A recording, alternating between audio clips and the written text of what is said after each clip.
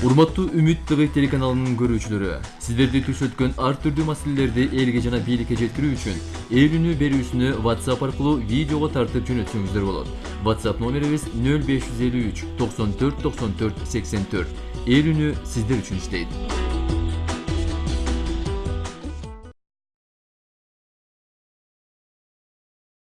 Каракол шаарынын тургундары туура эмес жерге салынган аялдамага нааразы. Кармановдун айдымында жөө адамдар өтүүчү жолду тосуп салынган аялдама тоскоолдук жаратат.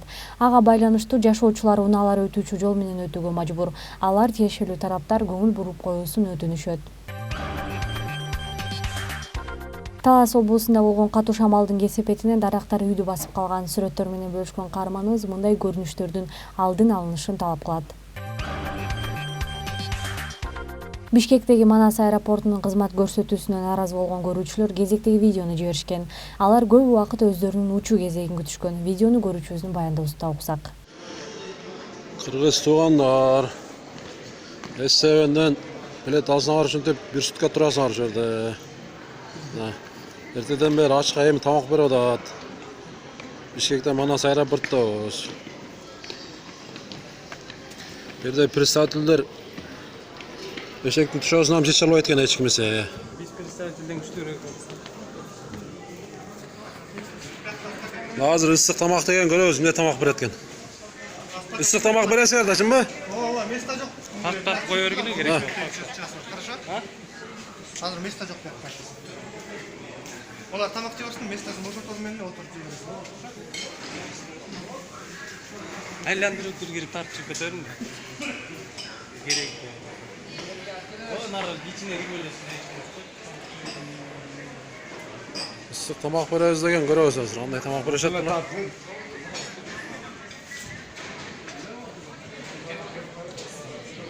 Ысык тамак бердиби? Бамуздак. Элдер отурат. Бардыгы. Эсебен айнып калып турачу балды.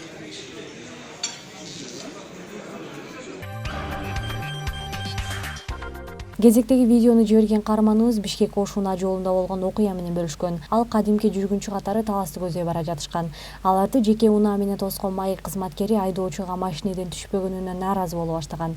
Мунун баарын уюлдук телефонуна тартып жаткан Кармановдун дарегине туура эмес сөздөрдү айтып баштаган кызматкер, эгер ал болбосо айдоочунун акчасын алып кое берип жибермектигин айткан. Көрүүчүбүз мындай көрүнүштөр байма-бай катталып жатканына нааразычылыгын билдирет. Эмне атылып атасың? Күйүп турбайбы, турабы? Эмнеси күйүп турат? Өзүнөн На фарасы күйүп турат. Өзүнөн суройсузбу? Күйүп турабы экен? Эмнеси күйүп турат? Биринчи свет фара күйүш керекпи?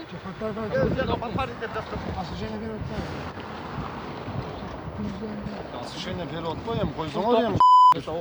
Жо мен билем аны, Трассада постоянно күйүп туруш керек. Ооба, күйүп турбайбы? Мына карабайсыңбы? Атфарың күйүп турат. Бергенби правиланы окуп. Сен отурчу дозбай. Шо отурбайм мен, айтабыз. Өзүңдө тет жакка туруп тар. Могу жерде деле тура берем мен. Дос. Жазып берип койчу анда болду. Жо жазып койду итак эле. Жазып атат. Итак жазыш керек да. Сизде эмеңиз гана нагрудный камера гана сизде. Нагрудный камера болуш керек да. Я. Кана күйүп турган. Күйүп турбайбы? Жок, нагрудный камераны эми так коюп атпайбы? До этого болуш керек болчу да. Канча дейт? Би канча дейт? Атам менен тең эми. ЧС 138 дейт. Нагрудный значит. Мне какой-то Ошо жөнүнө келип айтса болот. Түпөйнө келип. жо эми досум эми карабайсың. Айбияз пассажир деген бар. Күйбөй турса, ладно, мен унчукпай эле отурат элек. Эми бечараны биякта жана. Аксакал менен мен өзүм эле сүйлөшүп атам. Аксакал менен атам менен тең киши мен. Ал берип соттоо менен бойтона тигинсиң. До этого жазып атпайсың, брат. Жазыла бер. Эркек. Жазыш керек. Эркекче эле турам, эмне болду? Отурмаштың бе? Эмне отурам мен? Сиз служебный эмеде жүрүп атпайсызбы кызматта, туурабы? Мен сени эмне чакырдымбы? Сиз мени чакырдып атам. Эмне келдиң? Не чакырыш керек? Чакырыш керек? Сен водительсиңби? Отурмаштың бе? Эмнеге отурам мен? Эмнеге тартып атасың? Тартып берем. Тартпа сен. Неге тартып Ушуга? керек? Неге? Ошого. Неге? Не, тыюу салабы закон буга. Тыюу салынат. Каерде? Ушул жерде. Көрсөтүңүзчү. Досум көрбөйсүң, фара күйүп турат. Жок, сиз даже удостоверениеңизди көрсөткөн жоксуз келип туруп. Акым жок сага көргөзгөн. Водительге көрсөтпөйсүзбү? Гражданин Кыргызстанбы мен? Жакшы болбойт мына өзүңдү сен Досум күйүп турат, жо мен просто күйбөй турса, ладно, мен унчукпай турат. Күйүп турат, мына барсаң көрүп турсаң, көрүп Аскал көрүп турсоң. мына мондай болой деп күйүп турат.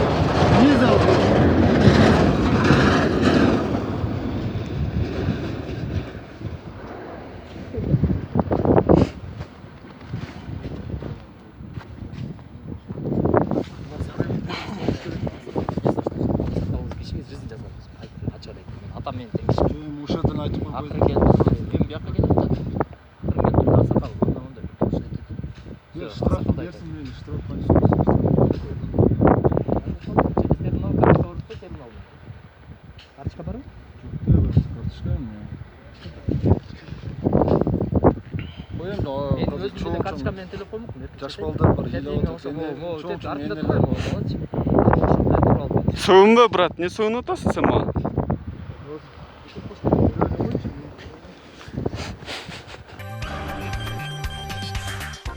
Бишкек шаарындагы Совет жана Донецк көчөлөрүнүн кесилишинде жайгашкан аркеологиялык оорукананын кызматкерлерине нааразы болгон көрүүчүбүз кезектеги видео менен бөлүшкөн. Анын айтымына караганда, справка алуу үчүн барган каарманыбыз бир кызматкерден экинчи кызматкерге барган. Ошентип аны ала алган дагы эмес. Ал мындай көрүнүштөр көзөмөлгө алынышын талап кылат. Эжем, медсправка алайын дедим эле, медсправка. Азыр 46 кабинетке барсам, тиги эме дейт да, кайра эле тиги диспансерге баргыла. Биз кечээ барсак, любой поликлиникадан аласыңар деп жиберген да бияктан. Жок, азыр ошол мүмкүн тиги эже түшүнбөй калгандыр, сизге жиберип койду да бияка. Мына кечээ неме психиатрдан барып алдым. Анан. Биз карабайбыз, биз андайларды бербейбиз, биз пропискага карап беребиз деп атты. Жок, ал тиги Таластан, бирок мен ошол жерден алып жүрчүм да. Постоянно маршрутка айдайм да өзүм. Алып жүрчүм, анан ал айтканда биз көчүп кеткенбиз, любой поликлиникага жакын жер.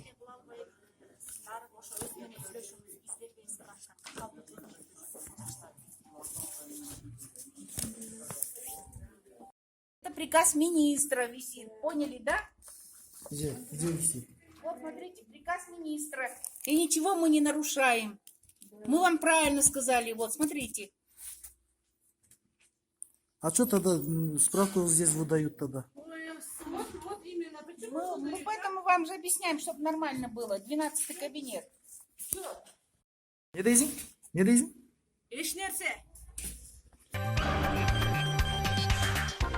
Ысык Көл облусунун Тоң районунун Каратала айылынын тургуну Сулейманова Эльмира Саламатовна бардык кайрымдуу адамдардан жардам сурайт.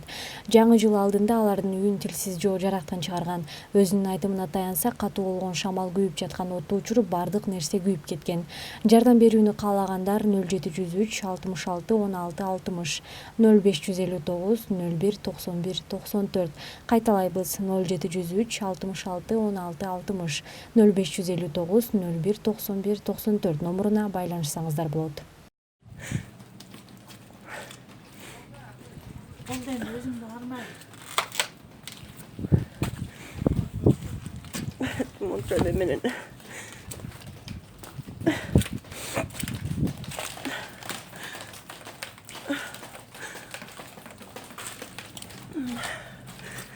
Кирип келаткан жер могу жер.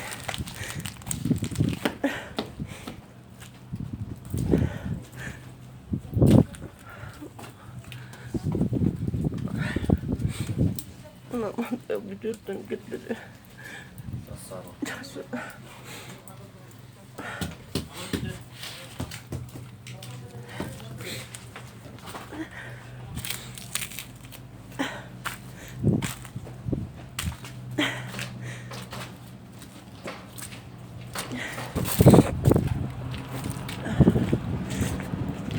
Mulladım var neyse o dönemeye kadar kalkan kalkan troyum. Tavarım da ben büyük gittim ayakta.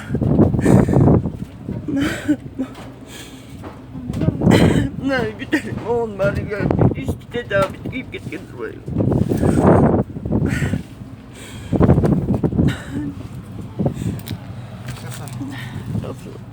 Değil mi gel?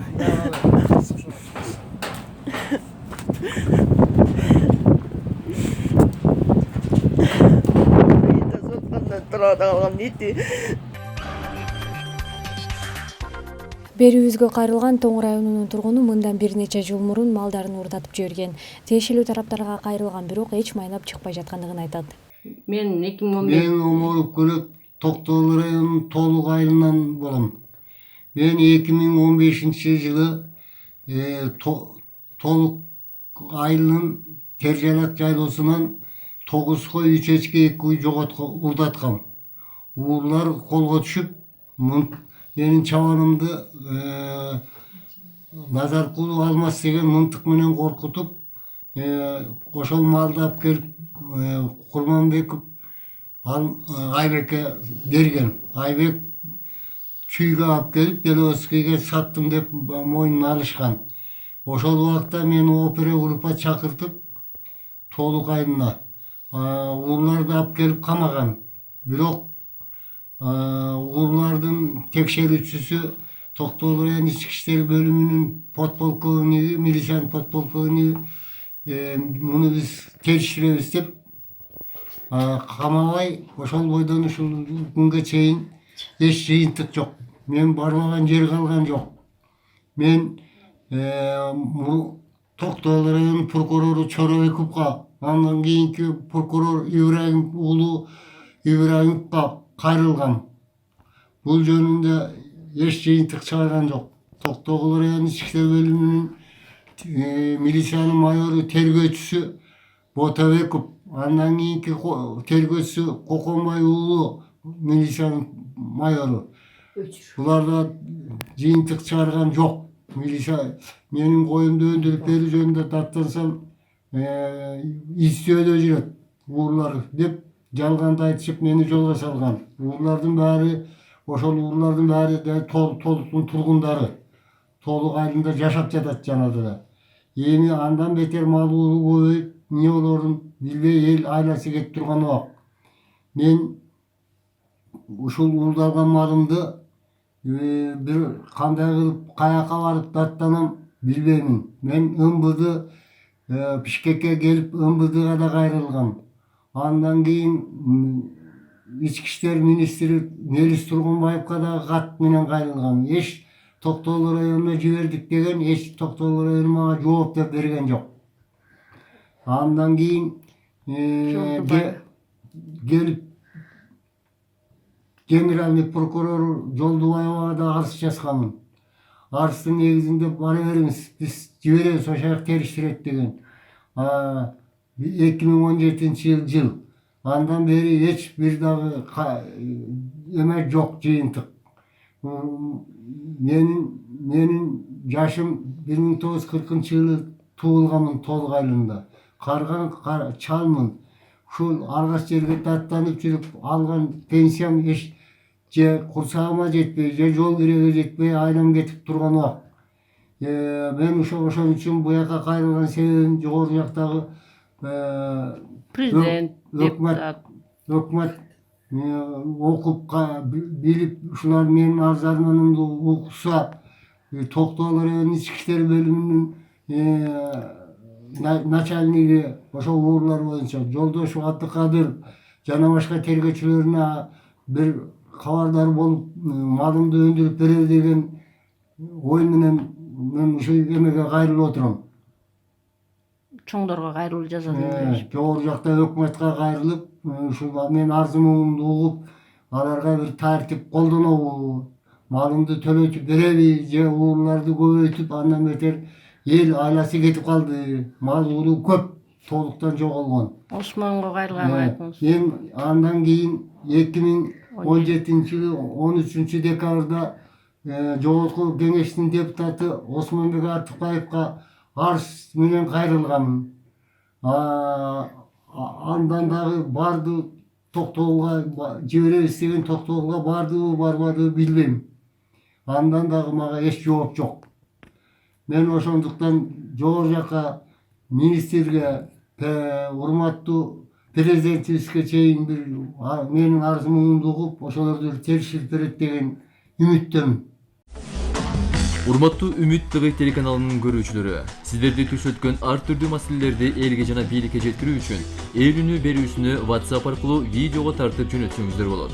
WhatsApp номерибиз 0553 94 94 84. Ээлүүнү сиздер үчүн иштейт.